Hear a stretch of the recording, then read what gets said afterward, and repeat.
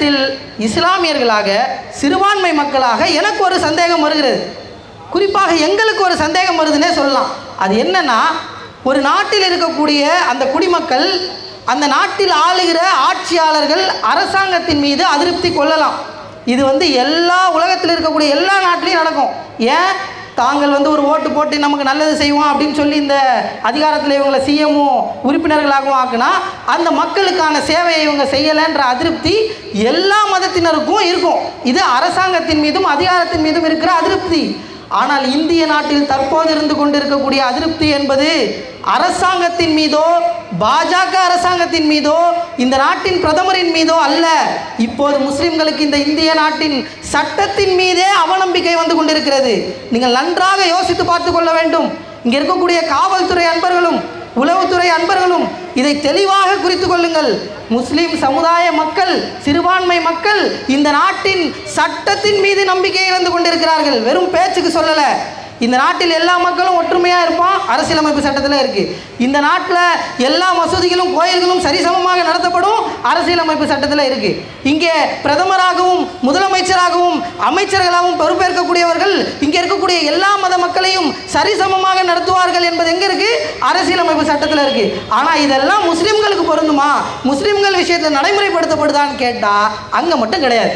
வெறும் புத்தகத்தில் எழுதப்பட்ட விஷயமாக இருக்கிறது. இங்கே இருக்கக்கூடிய முஸ்லீம்கள் ஞான்வாபி மசூதி தொடங்கி தற்போது தாஜ்மஹாலையும் அது சிவன் கோயில் இடிச்சிட்டு தள்ளணும்னு பேசிட்டு தெரியுறான். தாஜ்மஹால் முதல்ல மசூதியே கிடையாது, அது எல்லாருக்கும் தெரியும்.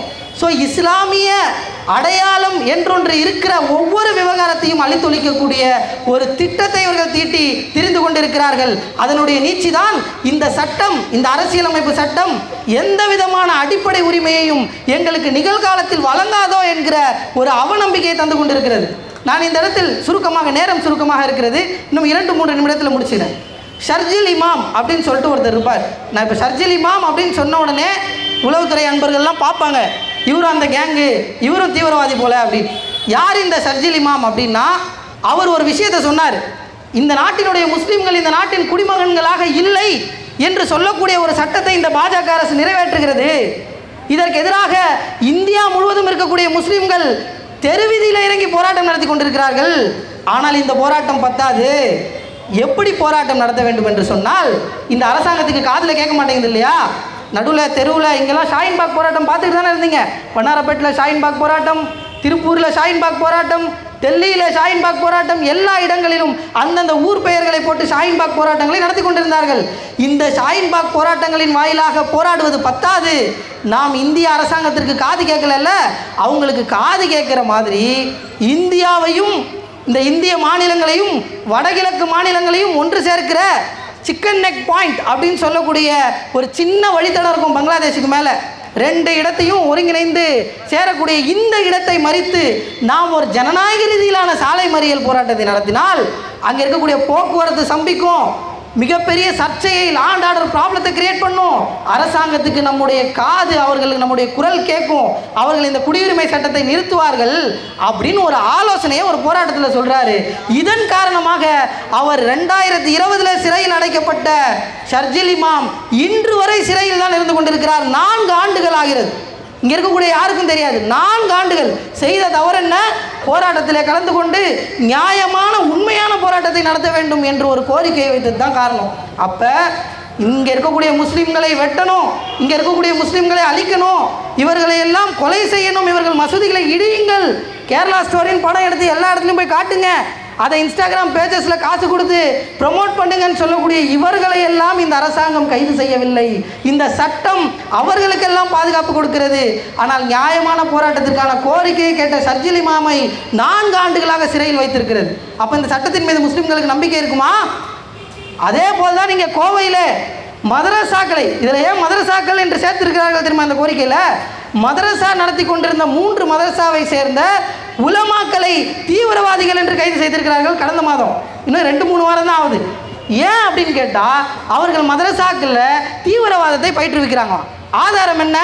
அவர்கள்ட்ட போய் ரைடு நடத்தி, இவர்கிட்ட 2 சிம் கார்டு இருந்தது, இவர்கிட்ட ஒரு ஃபோன் இருந்தது, இவர்கிட்ட ஒரு லேப்டாப் இருந்தது, இதையெல்லாம் நாங்கள் பறிமுதல் பண்ணியிருக்கிறோம், இவர் தீவிரவாதி. இப்போ நான் கேட்குறேன், இதே இடத்துல நான் நின்று பேசிக்கிட்டு இருக்கேன், என்னுடைய பேக் இருக்குது, இந்த பேக்கில் ஒரு லேப்டாப் இருக்குது, 3 சிம் கார்டு பொருந்திய 2 மொபைல் ஃபோன் இருக்குது, 2 பென்ட்ரைவ் இருக்குது, என்னுடைய அலுவல் வேலையா. இப்போ இதெல்லாம் வந்து நான் எடுத்தேன். இவர் பாருங்கள் இவ்வளோ எலக்ட்ரானிக் டிவைஸ் வச்சுருக்கிறாரு, 10வது ஏதோ மைக்கெல்லாம் வேறு வச்சுருக்கிறாரு, இவர் ஒரு தீவிரவாதி அப்படின்னு நியூஸ் போட்டால் எப்படி இருக்கும்? எவ்வளவு கேளிக்கையாக இருக்குமோ அந்த கேளிக்கையை இந்த NIAங்கிற ஒரு ஏவல் துறை நடத்திக்கிட்டு இருக்கு. ஆனால் அதை தட்டி கேட்கிற ஒரு விஷயம் மட்டும் இந்த இந்திய நாட்டில் நடக்கவில்லை. எனவே தான் இங்கே இஸ்லாமிய அழைப்பாளராக இருக்கக்கூடிய, குர்ஆனை மொழிபெயர்க்கக்கூடிய இவர்கள் எல்லாம் தீவிரவாதிகளாக கைது செய்யப்படுறாங்க. ஜனநாயக ரீதியில் போராட்டம் நடத்துகிற மாணவர்கள் எல்லாம் 4 ஆண்டுகளாக சிறையில் UAPA போன்ற வழக்குகளை கைது செய்யப்படுறாங்க. எனவே இந்த இந்திய நாட்டினுடைய சட்டத்தின் மீதான நம்பிக்கையை யார் கொண்டு வர வேண்டும் என்பதை நீங்கள் யோசிங்க. சட்டம் என்ன இருக்குன்னு எங்களுக்கு தெரியும், அந்த சட்டம் எங்களுக்கு சாதகமாகவே இருக்க மாட்டேங்குதுங்கிறது தான் எங்களுக்கு குற்றச்சாட்டு. லால் சலாம்னு ஒரு படம் வந்துருச்சு தெரியுமா, ரஜினிகாந்த். அதில் கூட ஒரு டைலாக் நினைக்கிறேன், இந்திய நாட்டினுடைய இந்த பிரிவினை நடக்கும்போது, இது இந்தியா பாகிஸ்தான் பிரிக்கும் போது இங்கே இருக்கக்கூடிய முஸ்லீம்கள் எல்லாம் இங்கேயே இருந்து இந்த இந்திய நாட்டினுடைய தேசப்பற்றை நிரூபித்து காட்டினார்கள் அப்படின்னு ஒரு டைலாக் இருக்குது. உண்மைதான். இங்கே இருக்கிற இந்திய முஸ்லீம்கள் எங்களுக்கு இந்தியா தான் வேணும், இந்த இந்தியா மதச்சார்பற்ற நாடாக இருந்து இந்த இந்திய முஸ்லீம்களை அரவணைத்து இங்கே இருக்கக்கூடிய வழிபாட்டு தலங்களை பாதுகாத்து ஒரு நியாயமான ஜனநாயக ரீதியிலான ஆட்சியை வழங்கும் என்ற நம்பிக்கையோடு இந்த இந்திய நாட்டில் இருந்தார்கள் தான். ஆனால் அந்த நம்பிக்கையை சீர்குலைத்தது யார்? இந்த நாட்டில் முஸ்லீம்களும் இந்துக்களும் கிறிஸ்துவர்களும் ஏனைய மதத்தவர்களும் ஒற்றுமையாக சம உரிமையோடு இங்கே வாழ முடியும் என்று நிறுவப்பட்ட அந்த அரசியலமைப்பு சட்ட புத்தகத்தின் அடிப்படையில் பொறுப்பில் பதவியில் வந்த இந்த அதிகார வர்க்கத்தினர் என்ன செய்தார்கள்? ஒரு மதத்தை, அதாவது வெறுமனே ஒரு கோயிலை வந்து கட்டி திறப்பு விழா நடத்துறது வேற, ஏற்கனவே இருக்கிற மசூதியை இடித்து அதை ஒரு சமுதாய மக்கள்கிட்ட இருந்து பறித்து அந்த இடத்தில் நிறுவுகிற ஒரு ராமர் கோயில் திறப்பை இங்கே அரசு விழாவை போல இந்த இந்திய நாட்டில் இருக்கக்கூடிய செலிபிரிட்டின்னு சொல்லக்கூடிய ஒவ்வொரு நடிகர்கள் விடாமல் எல்லோரையும் போய் அழைச்சி கொண்டு வந்து கோலாகலமாக நடத்துகிறார்கள் என்று சொன்னால் இன்று அந்த நம்பிக்கை இருக்கிறதா? இந்த நம்பிக்கையை இந்த மக்கள் மீது விதைக்கக்கூடிய பொறுப்பு இந்த அரசாங்கத்திற்கும் இங்கே இருக்கக்கூடிய காவல்துறைக்கும் மற்ற துறைக்கும் தான் இருக்கிறது. எனவே இந்த மக்கள் மீதான இந்த சட்டத்தின் மீதான நம்பிக்கையை நிலைநிறுத்துங்கள். இங்கே இருக்கக்கூடிய எல்லோரும் ஒற்றுமையாக ஒன்றாக சம உரிமையோடு வாழக்கூடிய அந்த வாய்ப்பினை ஏற்படுத்தி கொடுங்கள் என்று இந்த கண்டன உரையின் வாயிலாக இந்த அரசாங்கத்திற்கு கோரிக்கை வைத்து, மற்றும் இந்த கூட்டத்தில் எனக்கு பேச இவ்வளவு நேரம் நான் பேசிக்கூட இன்னும் ஸ்லிப்பு வரல, அதனால் அந்த வாய்ப்பளித்த எல்லா சகோதரர்களுக்கும் என்னுடைய நன்றியையும் தெரிவித்துக் கொள்கிறேன். அஸ்ஸலாமு அலைக்கும். ஒன்றிய அரசே ஒன்றிய அரசே ஒன்றிய அரசே ஒன்றிய அரசே ஒன்றிய அரசே ஒன்றிய அரசே ஒன்றிய அரசே ஒன்றிய அரசே நிறுத்திக்கொள் நிறுத்திக்கொள் நிறுத்திக்கொள் நிறுத்திக்கொள் நிறுத்திக்கொள் நிறுத்திக்கொள் நிறுத்திக்கொள் நிறுத்திக்கொள் முஸ்லிம்கள் மீதான வன்மத்தை முஸ்லிம்கள் மீதான வன்மத்தை முஸ்லிம்கள் மீதான வன்மத்தை முஸ்லிம்கள் மீதான வன்மத்தை நிறுத்திக்கொள் நிறுத்திக்கொள் நிறுத்திக்கொள்